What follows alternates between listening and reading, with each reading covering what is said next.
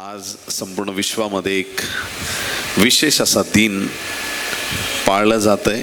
आजच्या दिवसाचं एक फार विशेष महत्त्व आहे की आजच्या दिवशी पितृदिन म्हणजे फादर्स डे संपूर्ण जगामध्ये साजरा केला जात आहे.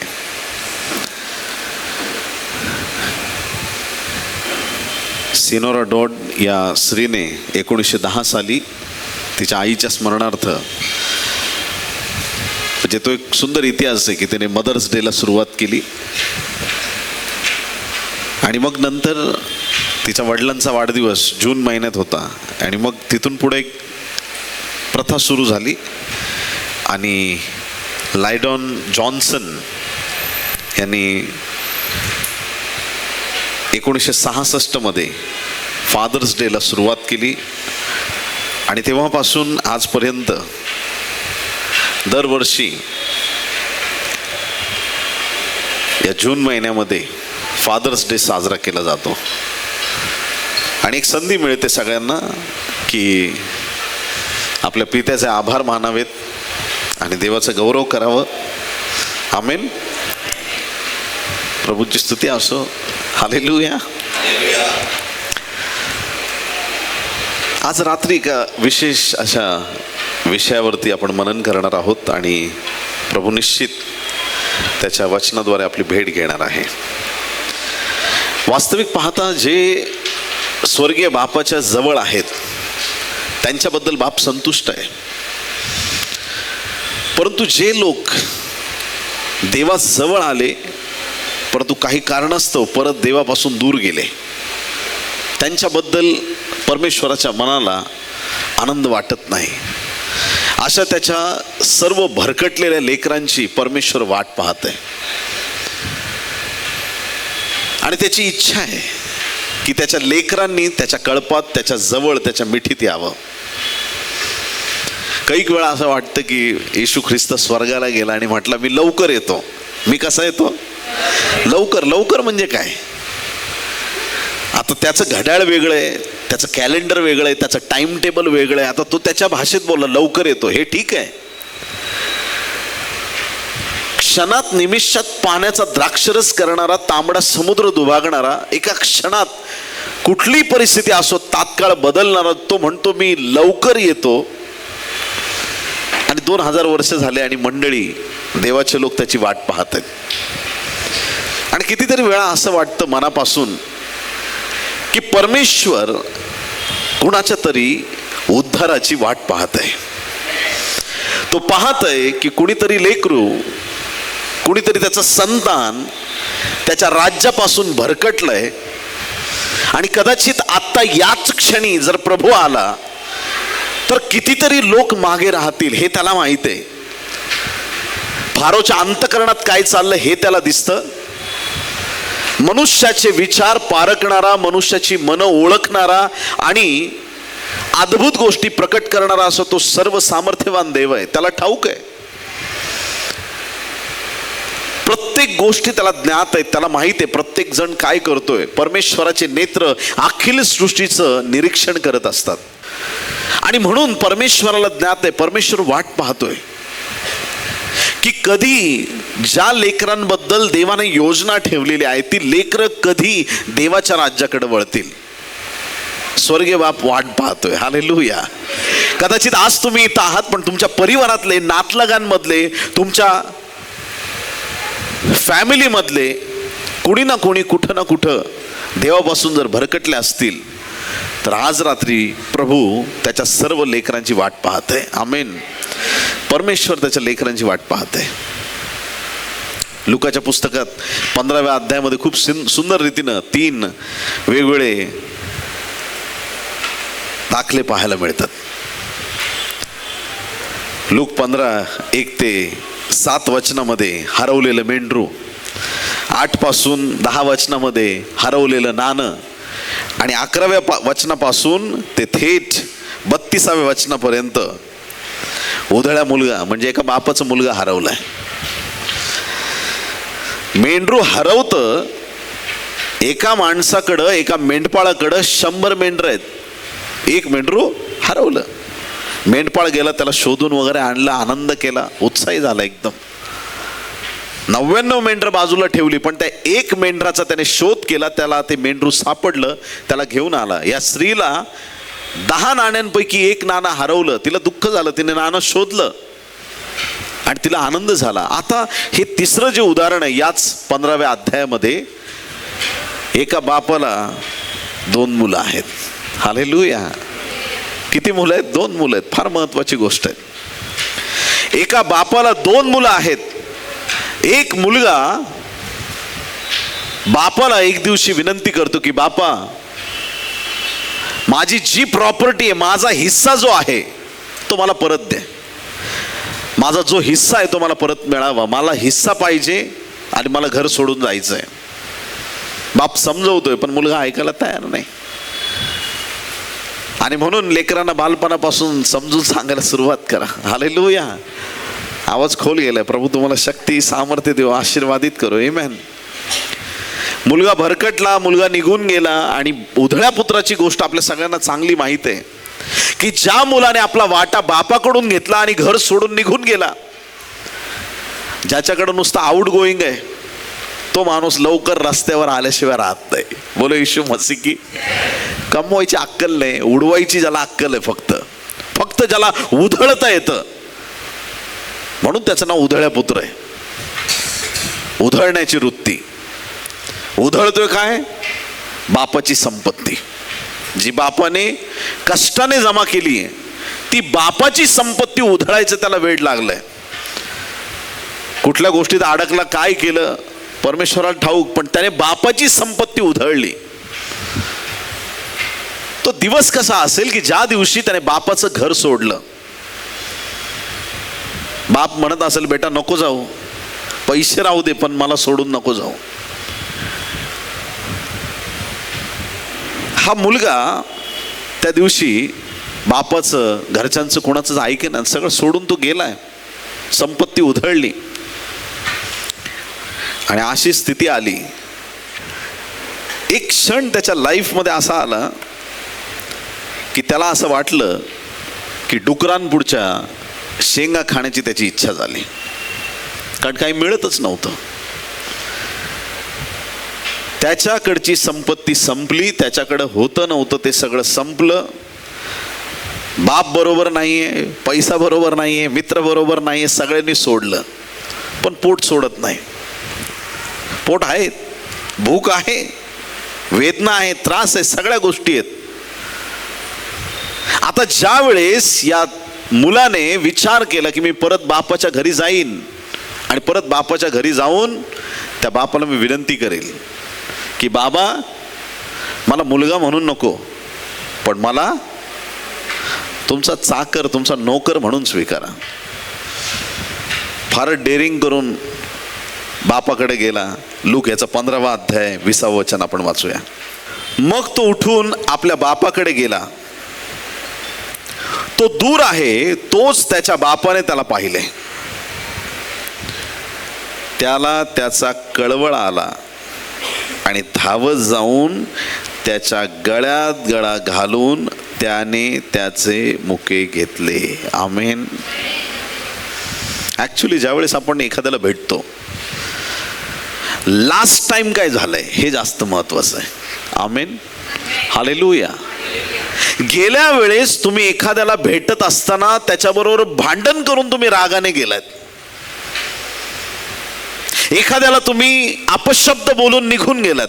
पुढच्या वेळेस ज्यावेळेस तुम्ही त्या व्यक्तीला परत भेटता, कशाला आलास परत माझ्याकडं? त्या दिवशी तर लई रागाने गेलास, त्या दिवशी तर असा बोलून गेला. आधी काय झालंय, तुमची मागची भेट कशी होती जास्त महत्वाचं आहे. जगाची हीच रीत आहे. मागच्या भेटीला काय झालं होतं, प्रश्नचिन्ह.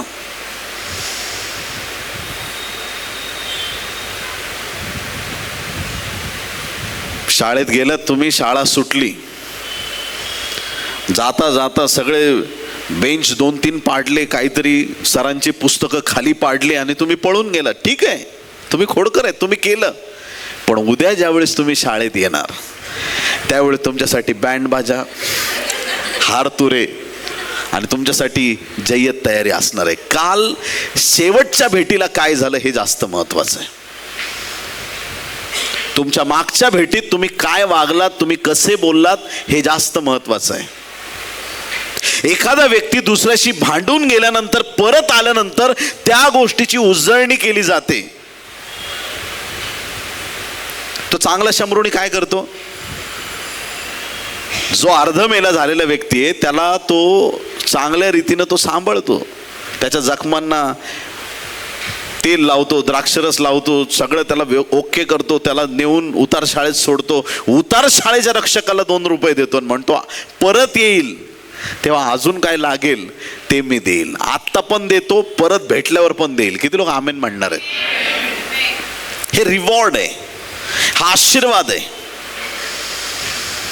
मागच्या भेटीला जे झालं तेच परत मी पुढच्या भेटीला करणार आहे. आज तुला मी पैसे देतोय, जे काही लागेल परत पुढच्या भेटीला मी तुला अजून देणार आहे. मागची भेट महत्वाची. आता ह्या उधळ्या पुत्राची बापाची मागची भेट कशी होती याची आठवण करा. मुलगा तोऱ्यात आहे, बापाचं ऐकायला तयार नाहीये. बाप ओरडून सांगतोय, बाळा रे मला सोडून जाऊ नको, पैसा तुला घे, संपत्ती तुला घे, पण माझा बाळ माझ्यासाठी जास्त मूल्यवान आहे, घर सोडून जाऊ नको. जगातले लोक चांगले नाहीत, जाऊ नको जाऊ नको जाऊ नको बाप सांगतोय. पण मुलगा म्हणतो मी जाणार, मी जाणार. बाप म्हणतो मधल्या झाडाचं फळ खाऊ नको, पण मुलगा म्हणतो मी खाणार. बाप म्हणतो निनवेला जा, मुलगा म्हणतो नाही मी तार्शिसला जाणार. बाप म्हणतो एकनिष्ठ राहा, मुलगा म्हणतो नाही मला 30 रुपये पाहिजे. बाप काय सांगतोय याच्याकडे मुलाचं लक्ष नाहीये.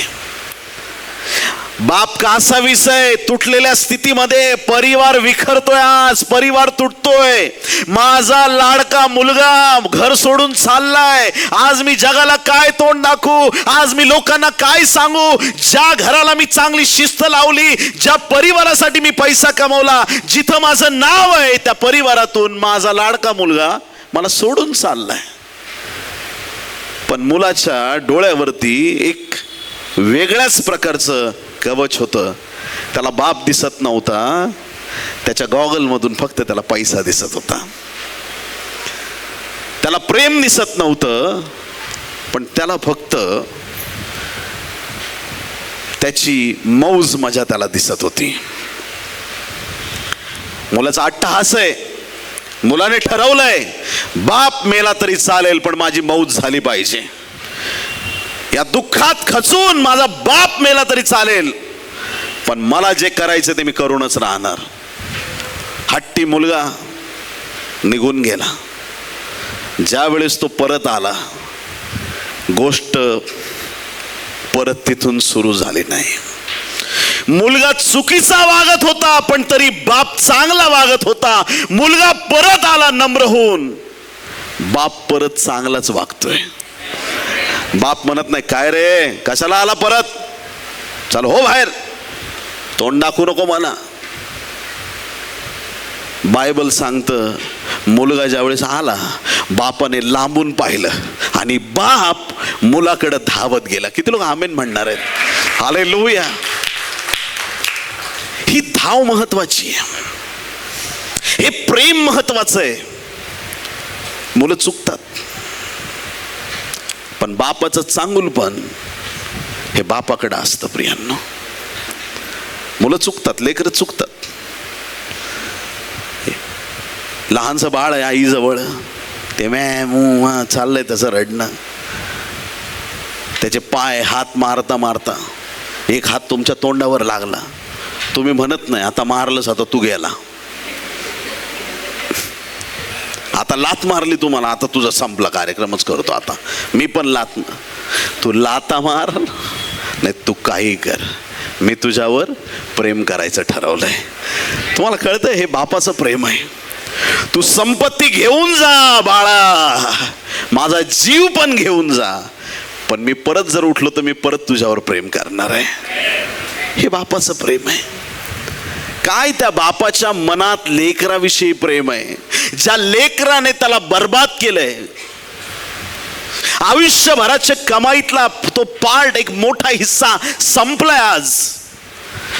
पण तुम्हाला सांगतो की जे धार्मिक लोक आहेत ना, त्यांना त्यांची खरी प्रॉपर्टी कळते. जे धार्मिक लोक आहेत त्यांची प्रॉपर्टी अकाउंटवर जमा होत नाही. त्यांची प्रॉपर्टी ते सोनं चांदी, ते ज्वेलरी दुकान त्याच्यात नाहीये. बायबल सांगतं पोटचं फळ हे देवाने दिलेली संपत्ती आहे. अरे ते सोनं नाणं गेलं तर सोड, माझी संपत्ती माझा मुलगा आहे. परत आला घरी, मी परत धनवान झालोय, मी परत श्रीमंत झालोय, परत मी त्या सर्व आशीर्वादांना पावलेलो आहे. मुलगा आला म्हणजे मी धनवान झालो. पैसा गेला म्हणून दुःखी होऊ नका. किती लोक आमेन म्हणतील. लोक रात्र झोपत नाही, त्यांनी माझे पैसे घेतले.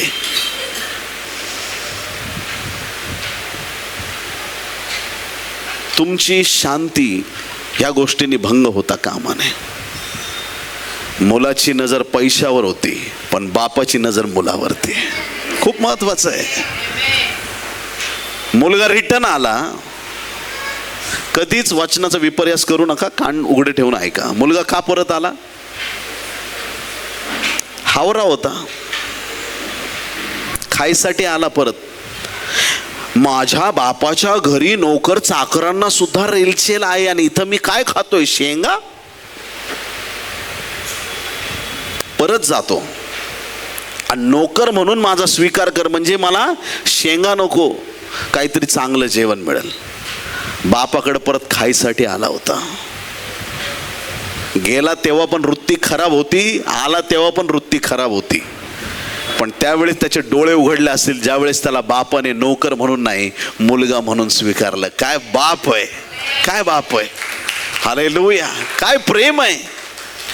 माझ्या वाट्याचं संपलंय बाळा. पैसे संपत्ती संपली, पण प्रेम संपणार नाही. हालेलुया, जिव्हाळा संपणार नाही. तू वाग चुकीचा, पण मी ठरवलंय मी तुझ्याशी चांगलंच वागणार आहे.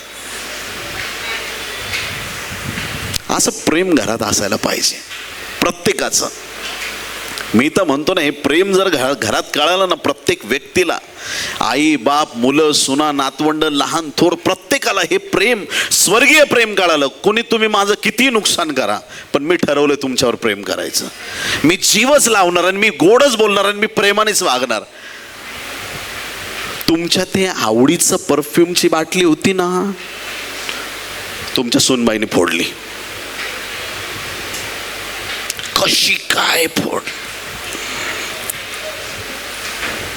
फोडली, फुटू दे, फरक पडत नाही, देव दुसरी देईल. हालेलुया. आज निम्मे परिवार कोर्टात आहेत. कुठे आहेत? नवरा बायकोचे भांडणं कोर्टात, भावा भावाचे भांडणं, प्रॉपर्टीचे वाद कोर्टात. सगळे कोर्ट कचेऱ्यांची पावलं घरगुती गोष्टींसाठी चढायची गरज नाही पडली पाहिजे. प्रेम, जिव्हाळा, आपुलकीने सगळे मॅटर सॉल्व्ह होतात. कोणाला आमेन म्हणायची हिंमत आहे म्हणून टाका. आणि तुम्हाला सांगतो ना की जो मोठ्या मनाचा असतो त्याला कुठल्या गोष्टीची कमी पडत नाही. आमचा एक मित्र होता, आम्ही 3 खूप जवळचे मित्र एकदम. त्यातला एक मित्र वारला, तो बिचारा खूप बाटली घ्यायचा जरा, कधी 1 रुपया काढत नव्हता. आमच्या दोघांवरतीच अवलंबून, तू दे, तू दिलंस आता तू दे. आणि त्याला म्हटलं तुझा नंबर आलाय, बघूया नंतर, आज नाही. पण नेहमी तो सांगायचा 50 हरवले 100 हरवले. त्याचे नेहमी पैसे हरवायचे, चोरीला जायचे, पडायचे, पण तो खर्च करत नव्हता. समाधान नाही त्याच्यात. पैशावर प्रेम करणाऱ्याला समाधान नाहीये. आमची काय प्रॉपर्टी ते आम्हाला कळालं पाहिजे. पोटचं फळ त्याला कळालं हे की माझा मुलगा माझी संपत्ती. मुलगा आलाय ना, बस मी आनंदी आहे. काय बापाचा आनंद आहे. बाप त्याची वाट पाहत होता. मुलगा धावत आला असं नाही सांगितलं, बाप त्याच्याकडे लांबून बघितलं, अरे मेरा बेटा आहे, भागो. बाप धावतोय, धावत गेला, मिठी मारली, गळ्यात गळे घालून त्याचे मुके घेतले. तुमचं एखाद्याने 5-50 लाखाचं नुकसान केलं, तुम्ही त्याचे मुके घ्याल? तुम्ही मुक्का मार द्याल त्याला. मुका सोडून द्या, पण मुक्का मार फिक्स आहे. काय वचन आहे बायबलचं, काय बाप आहे. ऍक्च्युली आहे ना, हे उदाहरणं ना, ही सगळी स्वर्गीय पित्याला दर्शवणारी उदाहरणं आहेत. एका बापाला 2 मुलं होती, एक भरकटला होता आणि मग तो जगात इकडं तिकडं फिरला.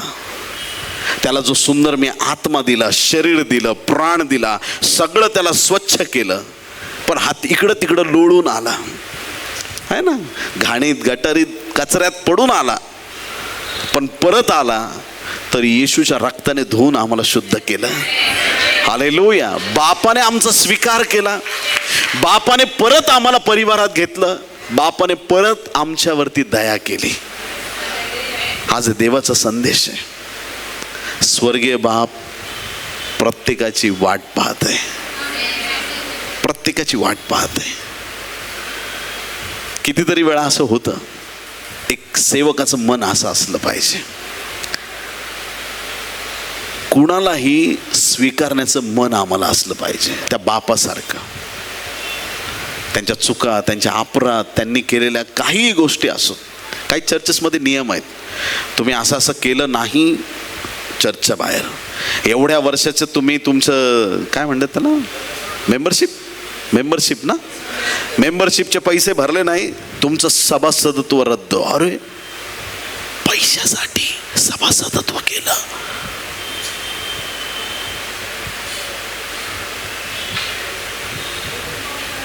मग असं असेल तर मग स्वर्गीय राज्यात कोण जाणार?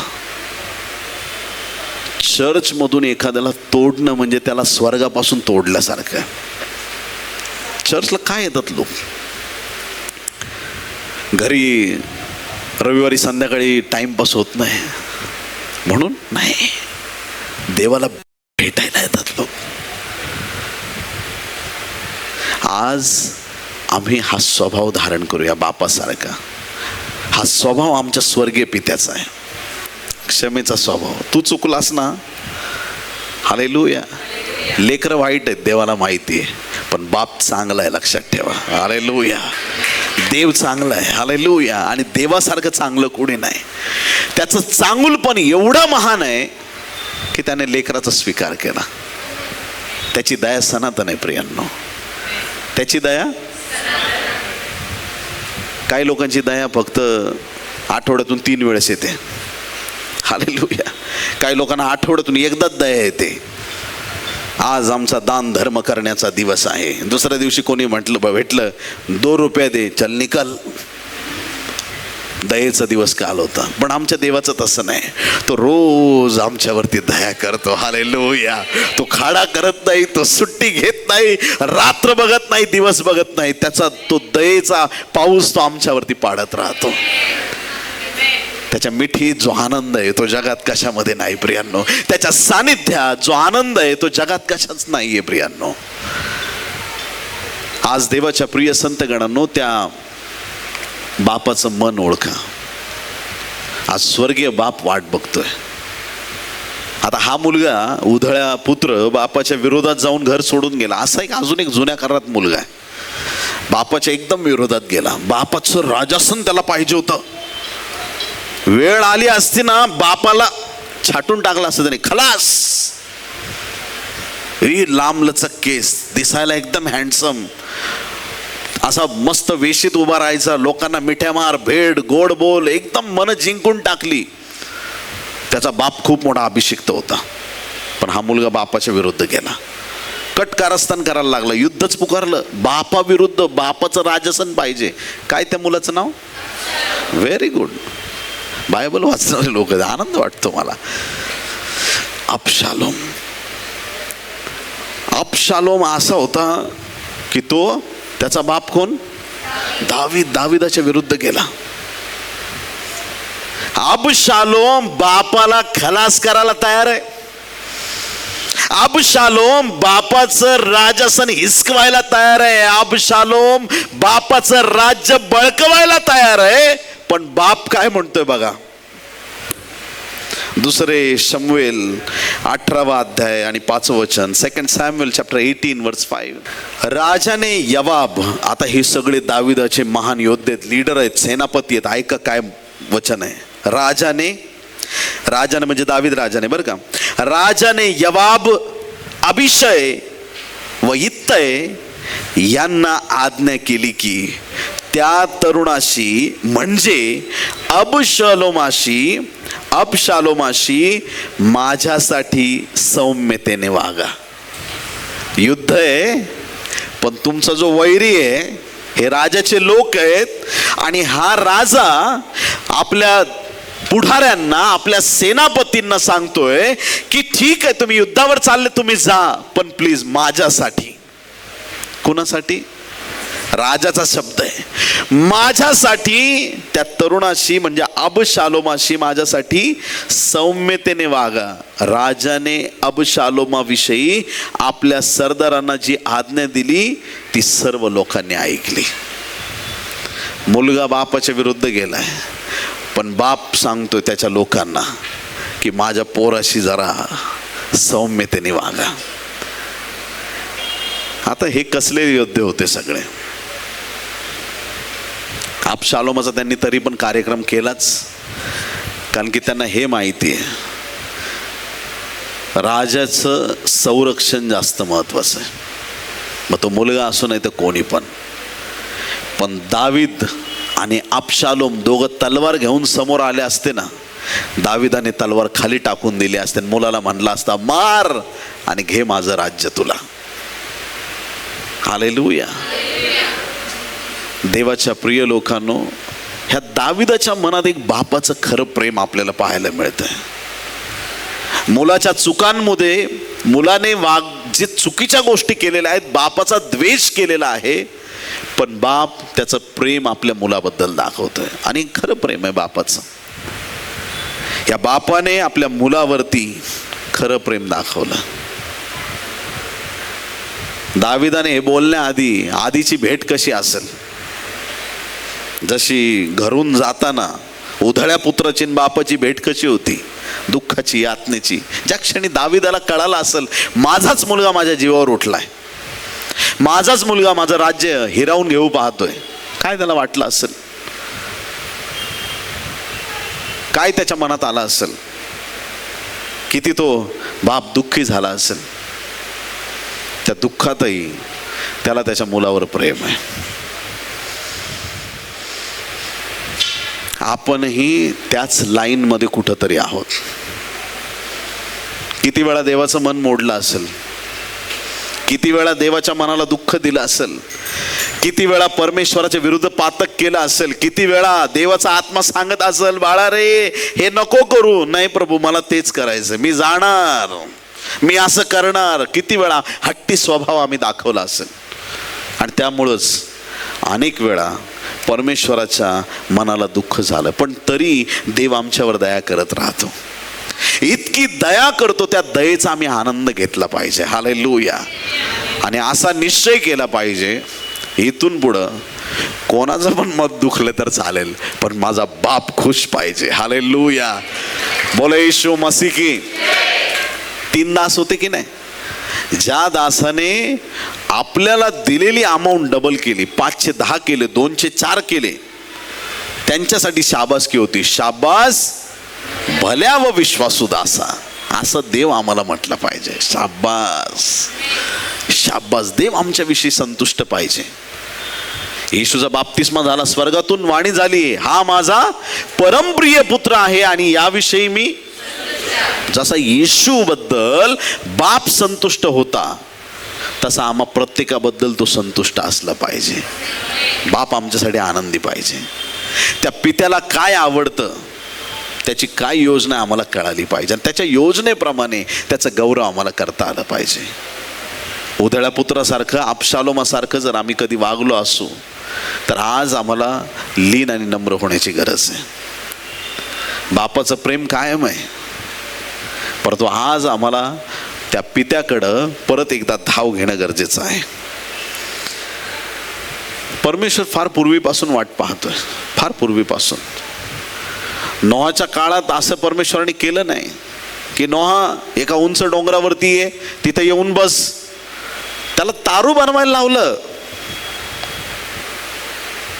परमेश्वराने नोहाला एखादी सेफ जागा दिली असती किंवा स्वर्गातून देवदूत येऊन त्याला तारू बनवून दिलं असतं पटकन 5 मिनिटात, पॉसिबल होतं. पण का परमेश्वराने नोहालाच तारू बनवायला लावलं? तुम्हाला विचार करू शकतो या गोष्टीचा? देव वाट बघत होता. देव म्हणत होता, क्रोध आलाय मला मारायचंय, पण यांच्यातले कुणी सुधारले तर तू तारू बनव. असे लाकूड घे, हे कर, डांबर लाव, असं कर, तसं कर.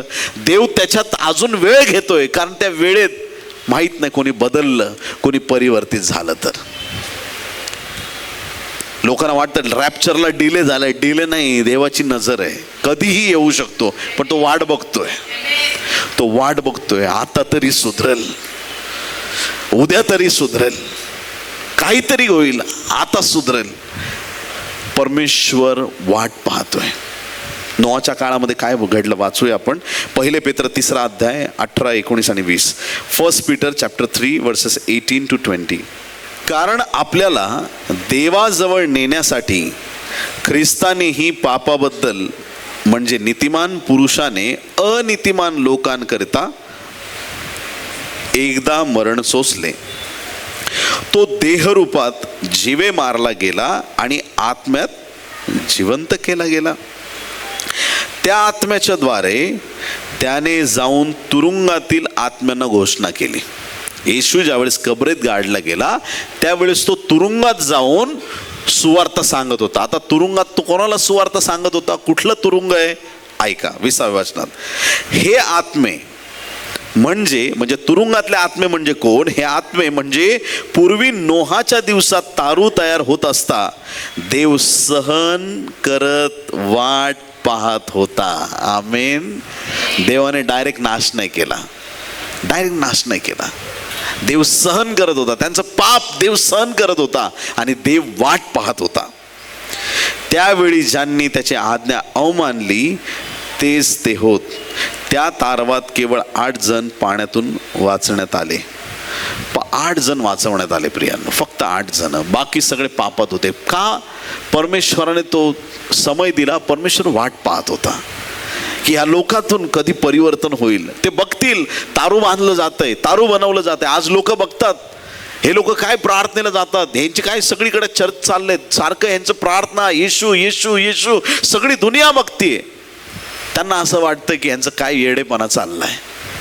आतापर्यंत कधी पूर आला नाही त्या काळातले लोक म्हणत असतील, आणि आजचे लोक म्हणतात आजपर्यंत आकाशातून कुणीच आलं नाही माणसांना घ्यायला.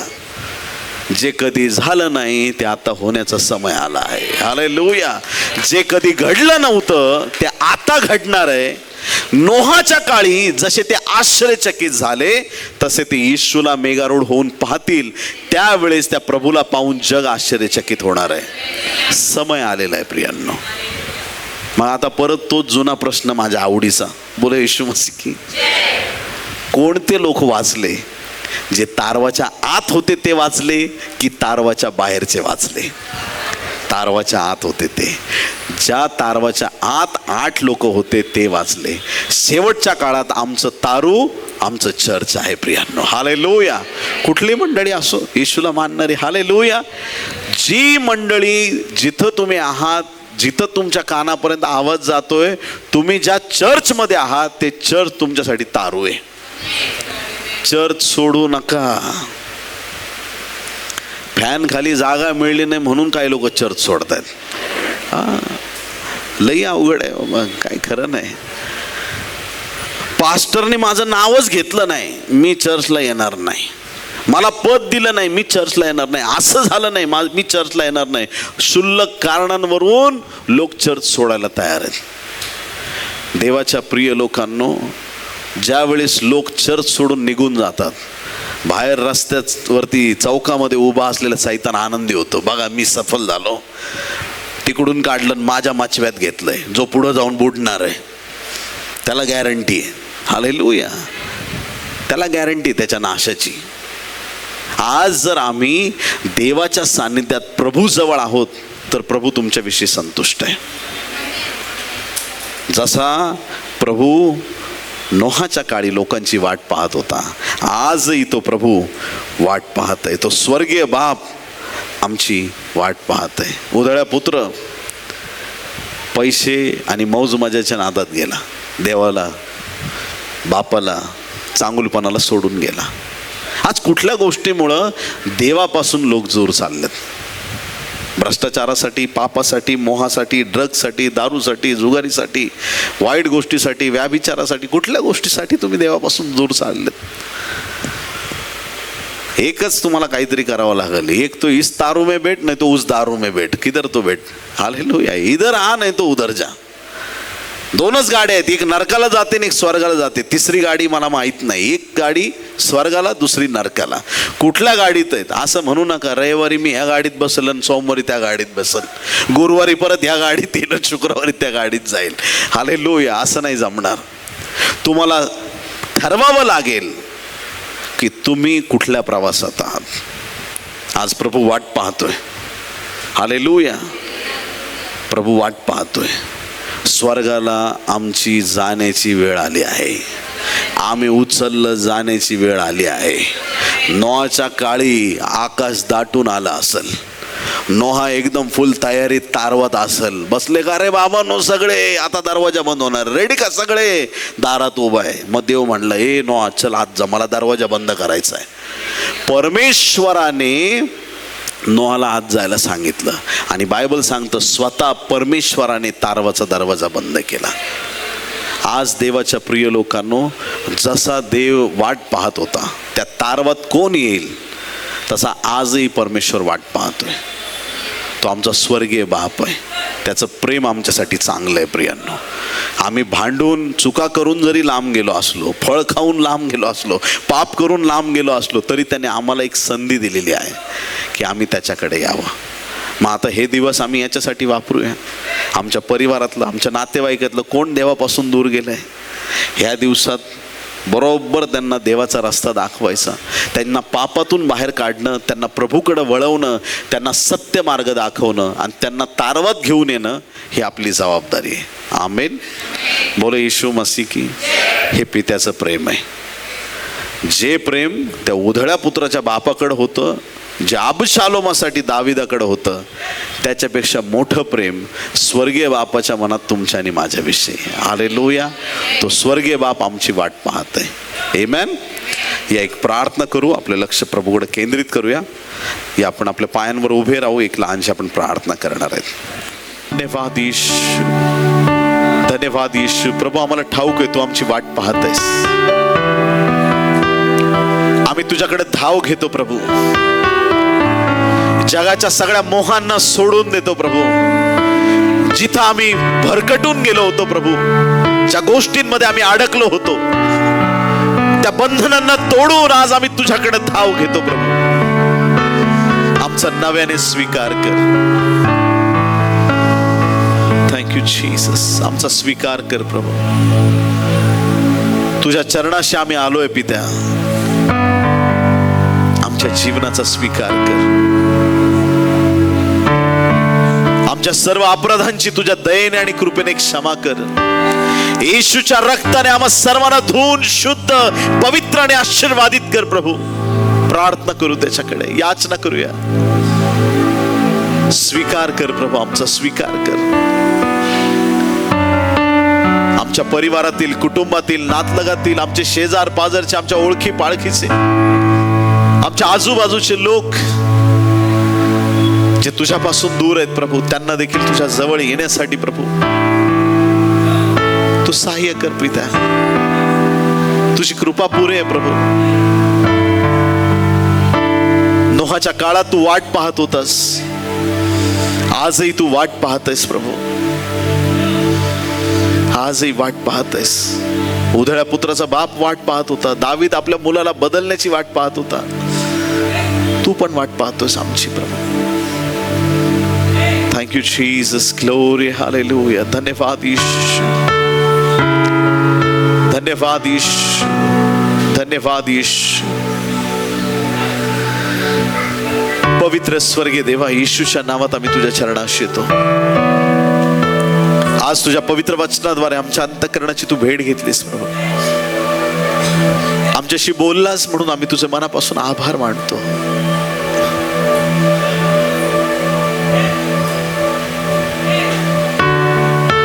ज्या आई वडिलांनी आम्हाला या जगामध्ये आणलं प्रभू, त्यांच्या जीवनाबद्दल आम्ही तुला धन्यवाद देतो. कळत नकळत प्रभू, ज्यांच्याकडून आपल्या आई वडिलांचं मन दुखावलं गेलं असेल, अशा प्रत्येकांना प्रभू तू क्षमा कर. जे परिवार तुटले असतील अशा परिवारांना एकत्र कर. ज्या परिवारांमध्ये प्रभू परमेश्वरा विसंगती आहे, ती विसंगती दूर कर प्रभू. तुझी दया कर प्रभू. प्रेमाचे, प्रीतीचे संबंध घरांमध्ये प्रस्थापित केले जाऊ देत प्रभू. आणि विशेष आज रात्री आम्ही तुझ्याकडे प्रार्थना करतो, तुझ्या बरोबरचे संपर्क पक्के केले जाऊ देत देवा. तुझ्या सानिध्यात, तुझ्या सामर्थ्यात तुझ्या लोकांना प्रबळ कर, बलवान कर, मजबूत कर राजा. तुझा अलौकिक गौरव होऊ दे. धन्यवाद, आज आमची प्रार्थना तू ऐकलीस. त्या उधळ्या पुत्राला बापाने जसं मिठीत घेतलं, जवळ घेतलं आणि त्याच्यासाठी अनेक गोष्टी केल्या प्रभू, तसं आज तू आम्हाला तुझ्या जवळ घेतलंयस. तुला आम्ही धन्यवाद देतो.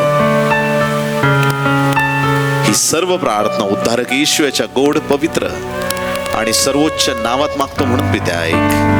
आमेन, आमेन, आमेन, आमेन. बोलो यीशु मसीह की.